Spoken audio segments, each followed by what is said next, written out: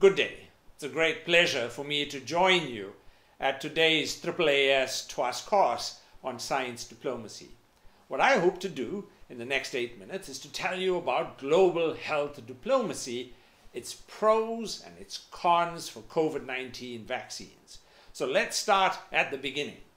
When we saw the initial descriptions of this virus, we had no idea how quickly vaccines could be made. We traditionally expect vaccines to take years. But for COVID-19, within 9 months, a vaccine was shown to be efficacious. And how was that possible? It was possible because of the large clinical trials that involved North and South collaboration that brought a whole lot of players together from across the world. Sites in the US, Turkey, Germany, South Africa, Brazil, Argentina all came together to make this a reality.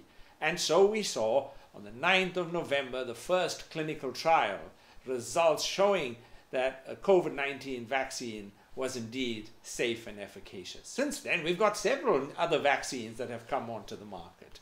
So let's look at one of the cons. We've seen the pro of a rapidly developed vaccine. The con, unfortunately, is the vaccine nationalism that we are witnessing today, where wealthy countries, through advanced market commitments, have secured such large amounts of vaccines, depriving much of Africa of the vaccine doses it so urgently needs.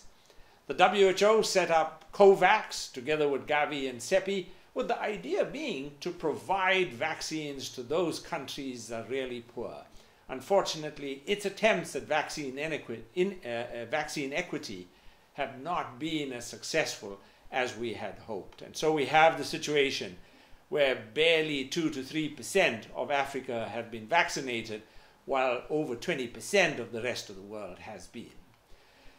When we look at this challenge of the cons, it's not just about vaccine nationalism. We're also seeing now some countries are giving third doses, even without clinical trial evidence. We've seen how countries like Israel, France, Germany have already started rolling out third doses. And this is against a backdrop of the WHO that has called for a moratorium on giving third doses through to September, because giving boosters to individuals in rich countries means a longer wait for people in poor countries to get their first vaccine. So let's talk about another pro. Another pro has been the multiple ways in which we have secured vaccines. Some countries developed their own vaccines. About 6 countries did so. We have other countries that secured advanced market commitments even before they knew that the vaccines were going to be safe and efficacious. Then you had those that secured it through vaccine diplomacy, securing vaccines even before they were licensed and registered in some instances. And then we had those through bilateral purchasing agreements, and finally COVAX. And this diagram gives you roughly the time frames for each of these different modes of vaccine procurement as they applied across the world. The con, however, was that vaccine donations then were being used for international political influence. We saw how countries that developed their own vaccines, like China and Russia, were using them as part of their vaccine diplomacy, trying to buy influence, trying to influence and build relationships, some with existing partners, but building even amongst new partners, as illustrated by several of these articles that point out the challenge of vaccine diplomacy. One of the positives of vaccine diplomacy and the vaccine challenges in procurement has seen a whole new initiative called the Partnership for African Vaccine Manufacturing. Africa at present generates manufactures less than 1% of all the vaccines it uses. In this attempt now to build the capacity to make vaccines in Africa, in 5 countries to start with, is a whole new initiative created by the demand that has been placed for vaccine manufacturing and the challenges of the maldistribution at a global level. Any attempt to distribute vaccines based on market forces was always going to ensure that rich countries got vaccines first while poor countries joined the back of the queue. The attempt in Africa is to address that imbalance through local manufacturing and through being able to make and distribute its own vaccines. And as we reflect on what we have learned in the course of this pandemic, let me draw on one experience that we have from HIV.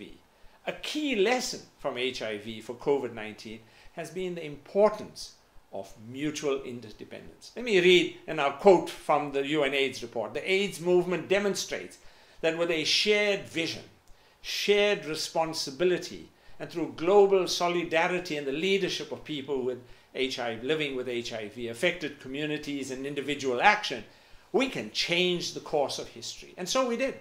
With the Global Fund, UNITAID, PEPFAR, all of these were mechanisms for wealthy countries to ensure that poor countries were able to access care and treatment.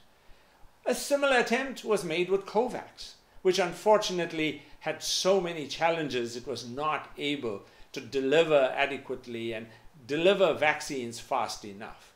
But the idea was on the right footing. So let me end by quoting from the Pope. I want to draw on an editorial he published in the New York Times. And Pope Francis, in this editorial, said the following, and I quote, "The pandemic has exposed the paradox that while we are more connected, we are also more divided. To come out of this crisis better, we have to recover the knowledge that as a people, we have a shared destination. The pandemic has reminded us that no one is saved alone.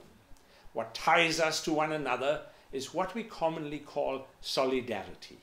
Solidarity is more than acts of generosity, important as they are. It is the call to embrace the reality that we are bound by the bonds of reciprocity. That reciprocity, I am safe when you are safe. One country is safe because other countries are safe. We are interdependent. And it's that interdependency that is fundamental to the global health diplomacy that we need to ensure that we deal with this pandemic as a pandemic, as one that we deal with at a global level. On this solid foundation, and I quote from Pope Francis, we can build a better, different human future." Thank you.